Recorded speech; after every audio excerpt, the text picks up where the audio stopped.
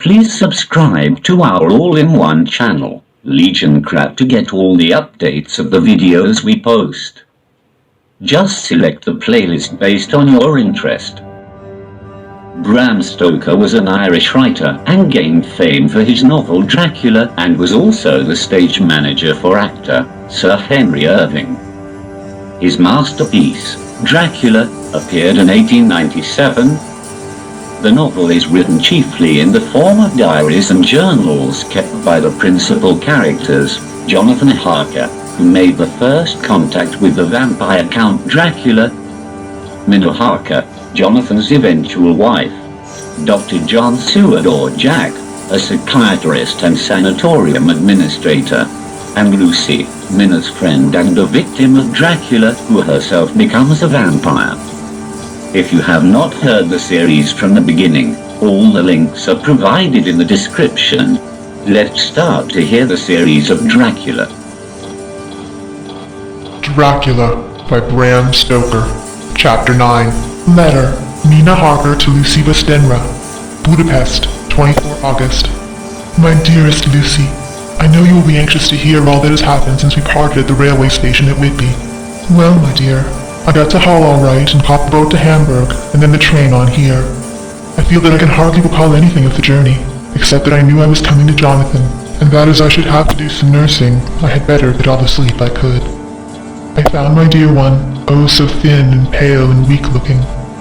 All the resolution has gone out of his dear eyes, and that quiet dignity which I told you was in his face has vanished. He is only a wreck of himself, and he does not remember anything that has happened to him for a long time past. At least he wants me to believe so, and I shall never ask. He has had some terrible shock, and I fear it might tax his poor brain if he would try to recall it. Sister Agatha, who is a good creature and a born nurse, tells me that he wanted her to tell me what they were. She would only cross herself and say she would never tell, that the ravings of the sick were the secrets of God, and that if a nurse through her vocation should hear them, she should respect her trust. She is a sweet, good soul, and the next day when she saw I was troubled, she opened up this subject my poor dear raved about, added, I can tell you this much, my dear, that it was not about anything which he has done wrong himself, and you as his wife-to-be have no cause to be concerned. He has not forgotten you, or what he owes to you.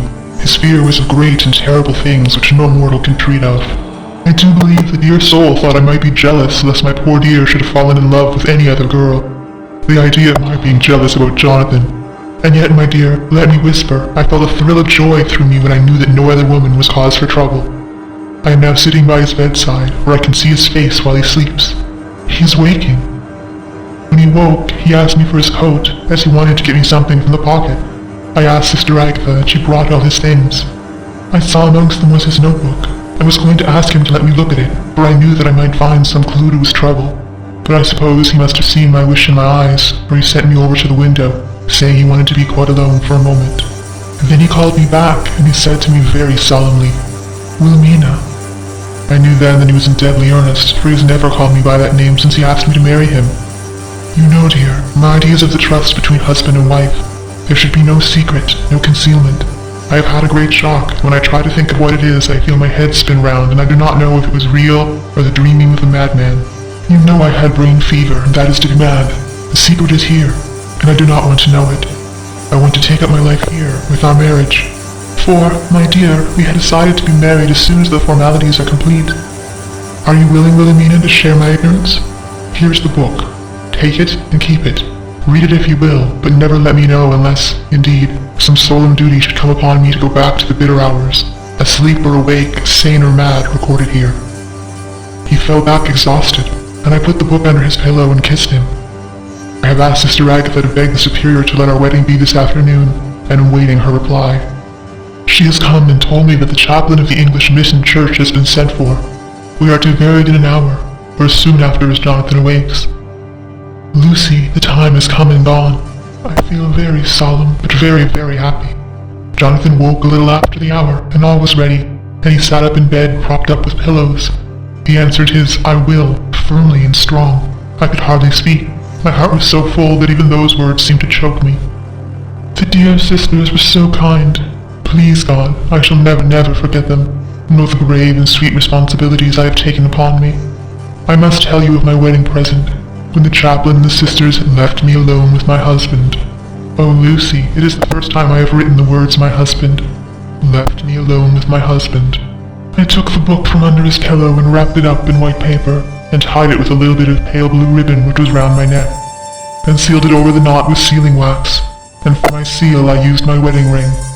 Then I kissed it and showed it to my husband, and told him that I would keep it so, and then it would be an outward and visible sign for us all our lives that we trusted each other, that I would never open it unless it were for his own dear sake or for the sake of some stern duty.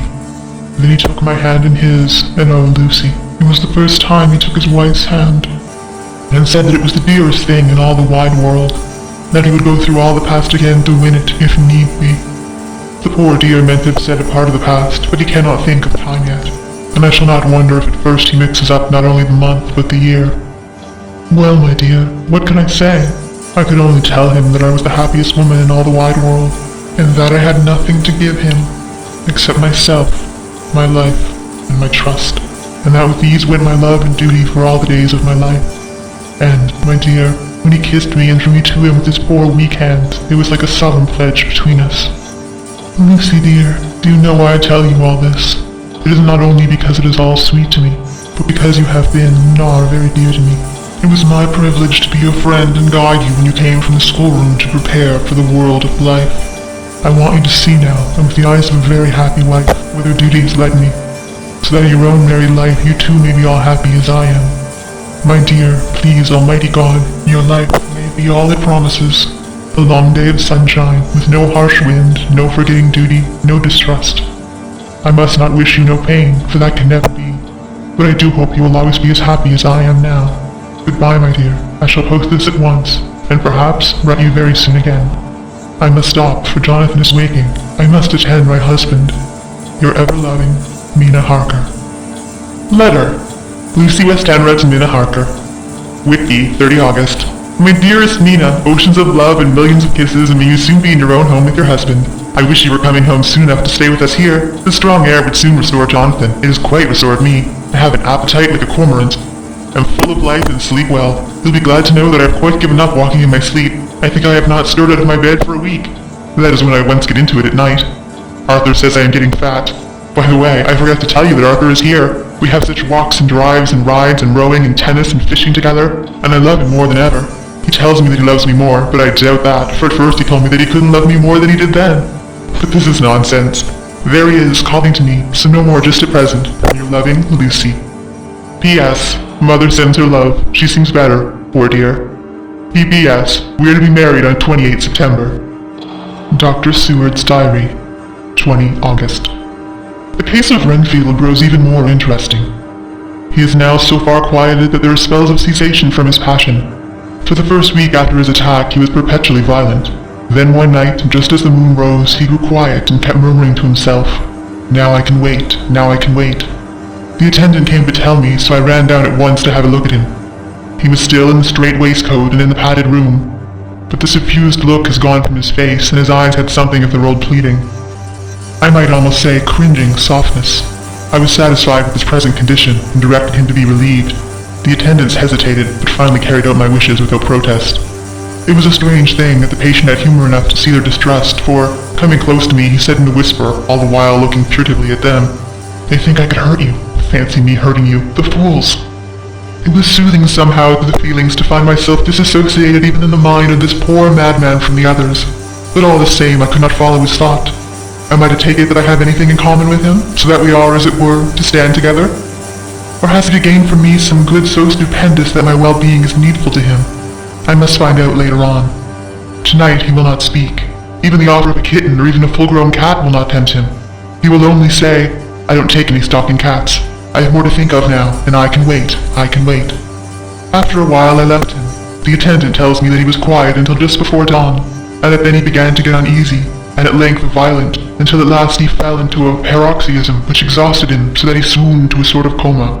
3 nights has the same thing happened, violent all day, then quiet from moonrise to sunrise. I wish I could get some clue to the cause. It would almost seem as if there was some influence which came and went. Happy thought. We shall tonight play sane wits against mad ones. He escaped before without our help. Tonight he shall escape with it. We shall give them a chance and have the men ready to follow in case they are required. 23rd August. The expected always happens. How well Disraeli knew life.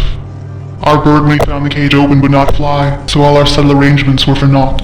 At any rate, we approve one thing, that the spells of quietness last a reasonable time. We shall in future be able to ease his bonds for a few hours each day. I have given orders to the night attendant merely to shut him in the padded room when once he is quiet, until the hour before sunrise. The poor soul's body will enjoy the relief even if his mind cannot appreciate it. Hark! The unexpected again, I am called. Patient has once more escaped. Later. Another night adventure. Renfield artfully waited until the attendant was entering the room to inspect. Then he dashed out past him and flew down the passage. I sent word for the attendants to follow. Again he went into the grounds of the deserted house, and we found him in the same place, pressed against the old chapel door. When he saw me, he became furious, and had not the attendant seized him in time, he would have tried to kill me. As we were holding him, a strange thing happened. He suddenly redoubled his efforts, and then as suddenly grew calm. I looked around instinctively, but could see nothing. Then I caught the patient's eye and followed it, but could trace nothing as it looked into the moonlight sky, except a big bat, which was flapping its silent and ghostly way to the west. Bats usually wheel about, but this one seemed to go straight on, as if it knew where it was bound for or had some intention of its own. The patient grew calmer every instant and presently said, "You needn't tie me, I shall go quietly." Without trouble we came back to the house. I feel that there is something ominous in his calm and shall not forget this night.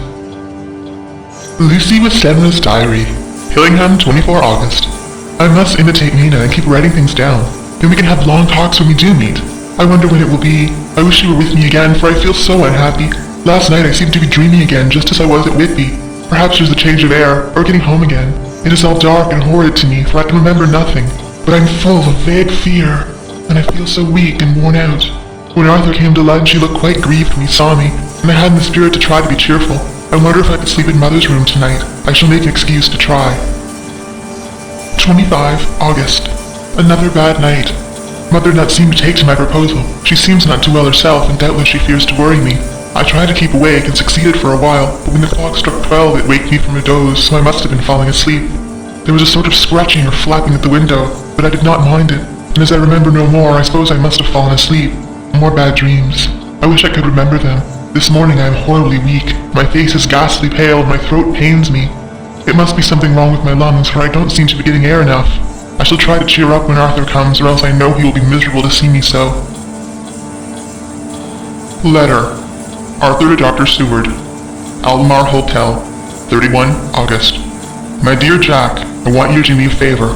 Lucy is ill. That is, she has no special disease, but she looks awful and is getting worse every day. I have asked her if there is any cause. I did not dare to ask her mother, for to disturb the poor lady's mind about her daughter in her present state of health would be fatal. Mrs. Westenra has confided to me that her doom is spoken.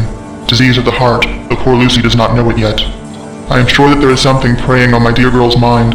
I am almost distracted when I think of her. To look at her gives me a pang.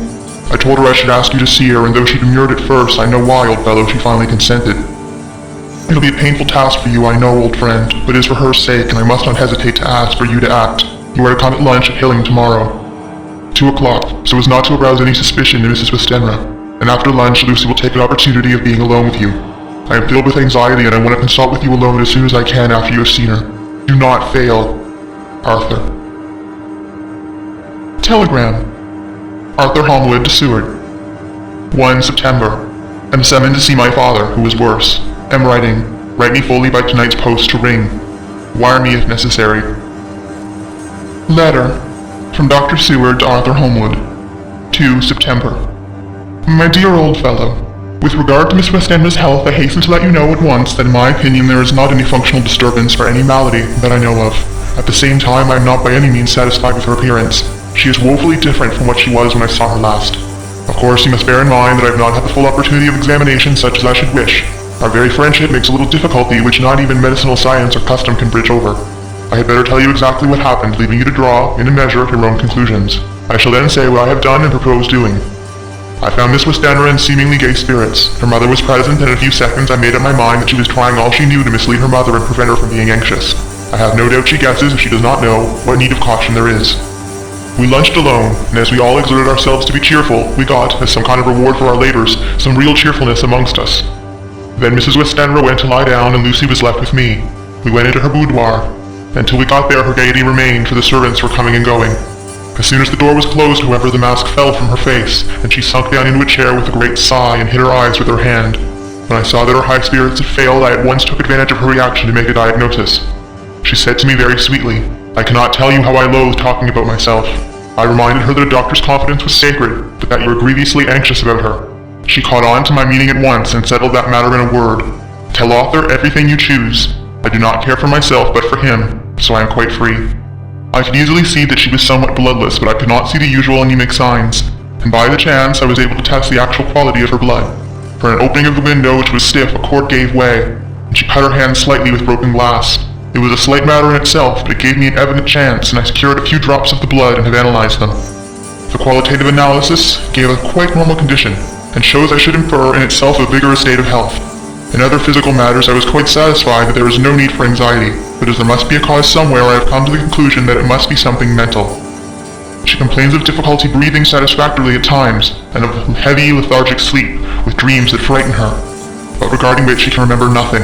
She says that as a child she used to walk in her sleep, and that when in Whitby the habit came back, and that once she walked out in the night and went out to Eastcliff where Miss Murray found her, but she assures me that of late that habit has not returned. I am in doubt, and so have done the best thing I know of.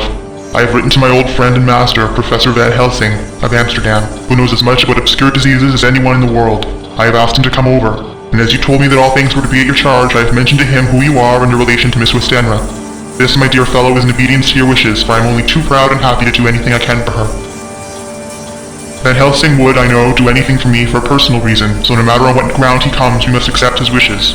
He is a seemingly arbitrary man. This is because he knows what he is talking about better than anyone else. He is a philosopher and a metaphysician, and one of the most advanced scientists of its day, and he has, I believe, an absolutely open mind. This, with an iron nerve, a temper of the ice brook, and indomitable resolution, self-command, and toleration, exalted from virtues to blessings, and the kindliest and truest heart that beats. These from his equipment for the noble work that he is doing for mankind, work both in theory and practice, for his views are as wide as his all-embracing sympathy. I tell you these facts that you may know why I have such confidence in him. I have asked him to come at once. I shall see Miss Westenra tomorrow again.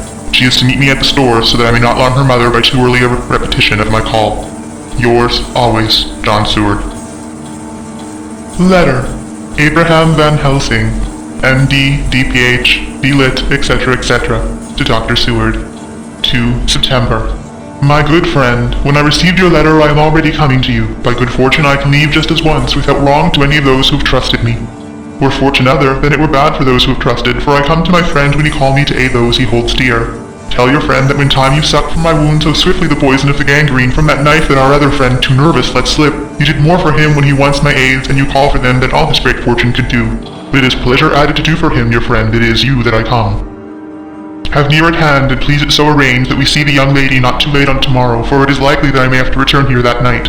But if need be I shall come again in 3 days, and stay longer if it must. Till then, goodbye, my friend John. Van Helsing. Letter.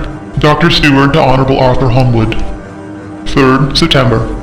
My dear Art, Van Helsing is come and gone. He came on with me to Hillingham, and found that by Lucy's discretion her mother was lunching out, so that we were alone with her. Van Helsing made a very careful examination of the patient. He is to report to me, and I shall advise you, for of course I was not present all the time. He is, I fear, much concerned, but says he must think. When I told him of our friendship and how you trust me in the matter, he said, "You must tell him all you think. Tell him what I think, if you can guess it, if you will. Nay, I am not jesting. There is no jest but life and death, perhaps more." I asked what he meant by that, for he was very serious. This was when we had come back to town, and he was having a cup of tea before starting on his return to Amsterdam. He would not give me any further clue. He must not be angry with me, Art, because his very reticence means that all his brains are working for her good. He will speak plainly enough when the time comes, be sure. So I told him I would simply write an account of our visit, just as if I were doing a descriptive special article for the Daily Telegraph. He seemed not to notice, but remarked that the smuts of London were not quite so bad as they used to be when he was a student here. I am to get his report tomorrow if he can possibly make it. In any case, I am to have a letter. Well, as to the visit, Lucy was more cheerful than on the day I first saw her, and certainly looked better. She had lost something if the ghastly look could so upset you, and her breathing was normal. She was very sweet to the professor, as she always is, and tried to make him feel at ease, though I could see the poor girl was making a hard struggle for it. I believe Van Helsing saw it too, for I saw the quick look under his bushy brows that I knew of old. Then he began to chat of all things except ourselves and diseases, and with such an infinite geniality that I could see poor Lucy's pretense of animation merge into reality. Then without any seeming change, he brought the conversation gently round to his visit and suavely said, "My dear young miss, I have a so great pleasure because you are so much beloved. That is much, my dear. Even there that which I did not see, they told me you were down in the spirit and that you were of a ghastly pale. To them I say, poof!" And he snapped his fingers at me and went on. "But you and I shall show them how wrong they are. How can he," and he pointed at me with the same look and gesture as that which he pointed me out in his class, on and rather after a particular occasion which he never fails to remind me of, know anything of a young lady's. He had his madman to play with and to bring them back to happiness, and to those that love them, it is much to do, and no, there are rewards in that we can bestow such happiness. But the young ladies, he has no wife nor daughter, and the young do not tell themselves to the young, but to the old, like me, who have known so many sorrows and the causes of them. So my dear, we will send him away to smoke a cigarette in the garden, whilst you and I have a little talk all to ourselves." I took the hint and strolled about, and presently the professor came to the window and called me in. He looked grave, but said, "I have made careful examination, but there is no functional cause. With you I agree that there has been much blood lost. It has been, but is not. But the conditions of her are in no way anemic. I have asked her to send me her maid, that I may ask just one or two questions, and so I may not chance to miss nothing. I know well what she will say, and yet there is cause. There is always cause for everything. I must go back home and think. You must send me the telegram every day, and if there is nothing because I shall come again. The disease, for not to be well as a disease, interests me, and the sweet young dear, she interests me too. She charmed me, and for her? It is not for you or disease, I come." As I tell you, he would not say a word more, even when we were alone, and so now, Art, you know all I know. I shall keep stern watch. I trust your poor father is rallying. It must be a terrible thing to you, my dear fellow, to be placed in such a position between two people who are both so dear to you. I know your idea of duty to your father, and you are right to stick to it. But if need be, I shall send you word to come at once to Lucy, so not be over-anxious unless you hear from me. Dr. Seward's Diary, 4 September. Zoophagous patience still keeps up our interest in him. He had only one outburst, and that was yesterday at an unusual time. Just before the stroke of noon, he began to grow restless. The attendant knew the symptoms and at once summoned aid. Fortunately, the men came at a run and were just in time, for at the stroke of noon he became so violent that it took all their strength to hold him. In about 5 minutes, however, he began to get more quiet and finally sank into a sort of melancholy, in which state he has remained up to now. The attendant tells me that his screams while in the paroxysm were really appalling. I found my hands full when I got in attending to some of the other patients who were frightened by him. Indeed, I can quite understand the effect, for the sounds disturbed even me, though I was some distance away. It is now after the dinner hour of the asylum, and as yet my patient sits in a corner brooding with a dull, sullen, woe-begone look in his face, which seems rather to indicate than to show something directly. I cannot quite understand it. Later, another change in my patient. At 5 o'clock I looked in on him and found him seemingly as happy and contented as he used to be. He was catching flies and eating them, and was keeping note of his capture by making nail marks on the edge of the door between the ridges of padding. When he saw me, he came over and apologized for his bad conduct, and asked me in a very humble, cringing way to be led back to his own room, and to have his notebook again. I thought it well to humor him, so he's back in his room with the window open. He has the sugar of his tea spread out on the windowsill, and is reaping quite a harvest of flies. He is not now eating them, but putting them into a box as of old, and is already examining the corners of his room to find a spider. I tried to get him to talk about the past few days, for any clue to his thoughts would be of an immense help to me, but he would not rise. For a moment or two he looked very sad, and said in a sort of faraway voice, as though saying it rather to himself than to me, all over, he has deserted me. No hope for me now unless I do it myself." Then suddenly, turning to me in a resolute way, he said, "Doctor, won't you be very good to me and let me have a little more sugar? I think it'd be very good for me." "And the flies?" I said. "Yes, the flies like it too, and I like the flies, therefore I like it. And there are people who know so little as to think that madmen do not argue. I procured him a double supply and left him as happy as a man, I suppose, any in the world. I wish I could fathom his mind." Midnight, another change in him. I have been to see Miss Westenra, whom I found much better, and has just returned. I was standing at our own gate looking at the sunset, and once more I heard him yelling. As his room is on the other side of the house, I could bear it better in the morning. It was a shock to me to turn from the wonderful smoky beauty of a sunset over London, with its lurid lights and inky shadows and all the marvellous tints that come on foul clouds even as on foul water, and to realize all the grim sternness of my own cold stone building, with its wealth of breathing misery, and my own desolate heart to endure it all. I reached him just as the sun was going down, and from his window saw the red disk sink. As it sank, he became less and less frenzied, and just as it dipped, he slid from the hands that held him, an inert mass on the floor. It is wonderful, however, with intellectual recuperative power lunatics have, for within a few minutes he stood up quite calmly and looked around him. I signaled to the attendants not to hold him, for I was anxious to see what he would do. He went straight over to the window and brushed out the crumbs of sugar. Then he took his supply box, emptied it outside, and threw away the box. Then he shut the window and crossing over sat down on his bed. All this surprised me, so I asked him, Are you going to keep flies anymore? No, said he. I am sick of all that rubbish. He certainly is a wonderfully interesting study. I wish I could get some glimpse of his mind or of the cause of his sudden passion. Stop. There may be a clue after all if we can find why today's paroxysms came on at high noon and at sunset. Can it be that there is a malign influence of the sun at periods which affects certain natures, as at times the moon does others? We shall see. Telegram, Seward, London, Van Helsing, Amsterdam. 4 September. Patient still better today. Telegram, Seward, London, to Van Helsing, Amsterdam. 5 September. Patient greatly improved. Good appetite, sleeps naturally, good spirits, color coming back.